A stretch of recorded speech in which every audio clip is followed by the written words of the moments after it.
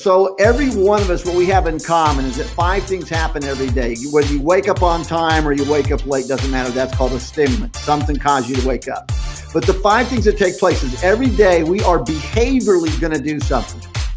We go to training programs to learn how to do something. That training is training us behaviorally to do certain things. So once we are consciously taught to do something behaviorally, then the second word, if you wanted to start writing words down as viewers, is that first thing in life is we do things out of behavior. That's a conscious act.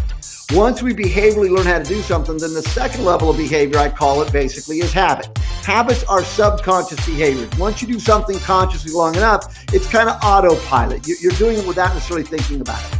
That manifests to the third level of behavior, which is what I call personal SOPs, standard operating procedures. This morning, if you or I were to wake up and drive to work, let's say, and it's the way we drive to work day in and day out, well, the first time we drove to that new job, we were consciously aware of behaviorally what to do and how to get there.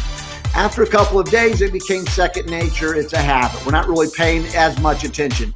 A couple of weeks later, it's autopilot. You remember getting in the car. The next thing you remember is getting out of the car. How did I get here? And that's how a lot of people operate. So third level behavior is kind of that personalized SOP. Once you do that long enough, then the fourth level of behavior, I call this basically ownership level. You take ownership of the way you do things. And here's where businesses succeed and thrive. It's also where businesses tend to fail and where we get in trouble. Because once any one of us takes ownership of the way we think, the way we do things, it's all that my way or the highway mentality, then the fifth level of behavior kicks in, which is what I call emotional. You emotionally take ownership of your way of doing things. And most people then become very defensive when someone suggests a better way or a different way, or that your way's outdated. So that's the first level of 5. It's just coincidentally 5 is going to be both of these answers to your question. So first thing we have to recognize is that you're going to go through those 5 stages every day, folks, whether you are aware of it or not, and whether you like it or not. So the choice then is, if I'm doing these 5 and I'm butting my head against the wall and I'm not being successful, then back up, do the same 5 in another direction. Learn smarter behaviors that will allow you to be more successful, whatever it is you're doing. So that becomes your new habits. So that becomes your personal SOP. So that becomes what you take ownership of. And that's what you emotionally buy into. So change, another one of your opening comments, we could talk about change management as well.